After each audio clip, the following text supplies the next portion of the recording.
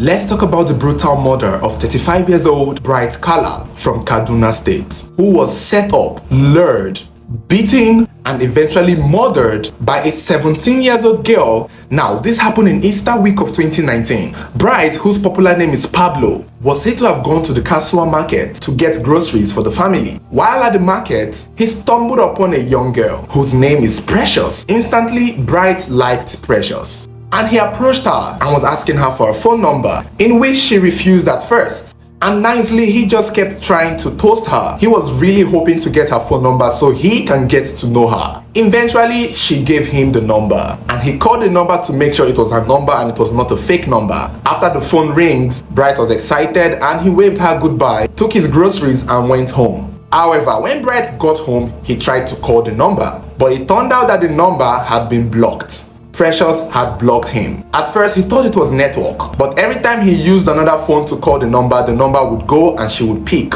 It's unclear if he spoke to her through those numbers that he tried to call her with, but eventually, seeing that she had blocked his phone number, he just gave up. Before then though, he had told his friends, he had told his family of a girl he met in the market that he thought was very beautiful and that he hoped would be his last bus stop, and that he hoped he would get to date her and eventually marry her. He was in love. He talked about her to everybody that he knows, and eventually to have her block his phone number, it was bad, and so he just basically gave up.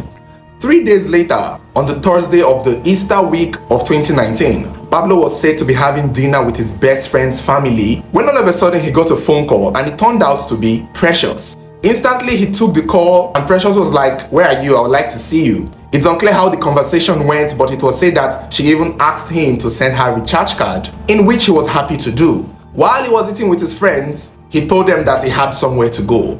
And the friends were like, "You've not even started eating your food and you're already going somewhere. Who are you going to meet?" And that was when Pablo told them that it was a girl that he had been telling them about that he met in the market on Monday, that she had finally unblocked him and that she's calling him so that they would meet up. Excitedly, Pablo left the lunch he was having with his friends and went back home to freshen up.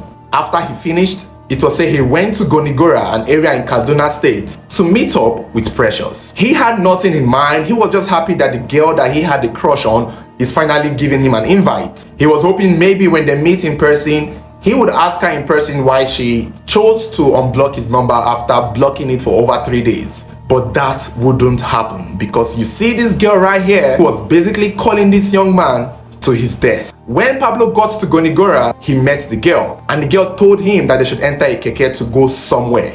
Pablo did not think too much of it. He probably thought it was a restaurant that they were going to, but Precious instead took him to a secluded area in Gonigora. They called the area Railway Area. Immediately they got to the railway area. That was when about 4 boys came out of nowhere.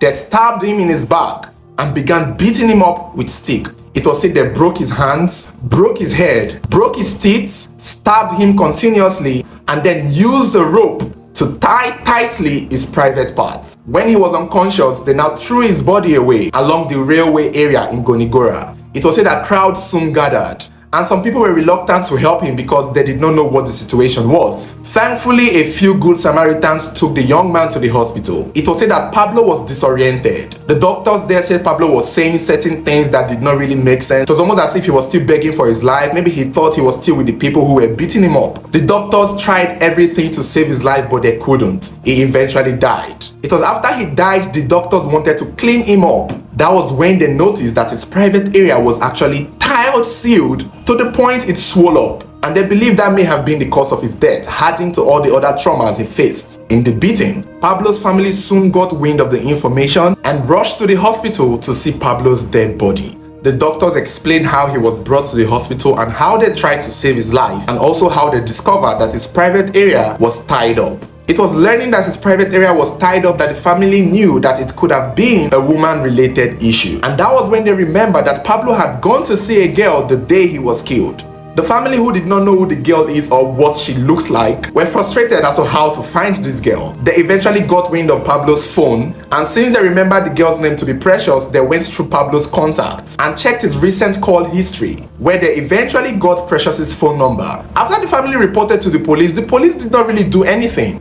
The police told Pablo's parents to pay them a certain amount of money before they could start investigating, and the family did not have that amount of money. And so, to compromise, the family had to do the investigation themselves to the point they could. That is, in terms of finding Precious, the girl Pablo had gone to visit the day he was killed. So after they got Pablo's phone and went through his call log and found Precious's phone number, they started communicating with her. It was almost as if they tried to lure her too, because they did not want to tell her why they were calling her. It took the family 2 weeks to be able to meet Precious in person. That was when the family held her under arrest and took her to the police station. Kakuri police station, to be precise. At first, she did not say anything. That was when the police in the Kakuri police station told them to take the case and take her to the state CID. When they got to the state CID, that was when Precious made the confession that it was her boyfriend by the name of James that told her to lure Pablo to them. According to her, that day after she gave Pablo her phone number, Pablo kept calling her, and the boyfriend did not like it. Eventually, the boyfriend asked her to unblock his number and invite him over and bring him to the railway area so they could beat him up. Precious confessed in a statement she wrote for the police every detail as to how her boyfriend and friends of her boyfriend killed this young man. Her confession was written in a statement. Eventually, with her help, they were able to arrest her boyfriend James and another guy named Jaja. At the initial time, the family of Pablo thought that they were so close to finding justice for their son. Precious, her boyfriend, and all those involved in killing Pablo were initially arrested. At a point, it was said that they were going to be charged to court, and the family were following it up. However, since 2019 till now, 2022, no justice has been brought for Pablo. He has been buried. However, Precious, her boyfriend, and all of them involved in killing Pablo has been released from the police custody. In fact, they were released back in 2019. They have not been charged to court, and every time the family of Pablo goes to the police to ask them what's up, what's going on, the police keeps posting them. The court keeps telling them to come today and come tomorrow. It was even learned that the boyfriend of Precious, James, has a mother who works in the court, and it was James' mother who works in the court that kept bragging to them that nothing will happen to her son, that she works in the court. And I'm guessing it's her influence that is making this case about to die.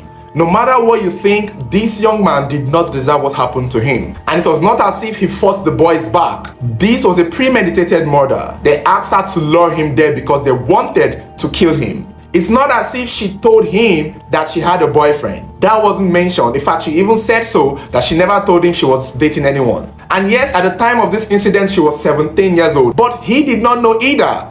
Those were things he was going to probably know the day he was going to meet her. Hopefully they could talk. But he never got the chance to those information that would have probably made him back up or move on and look on to someone else. Instead, he was lured, beaten brutally for something he did not even know about. Pablo needs justice.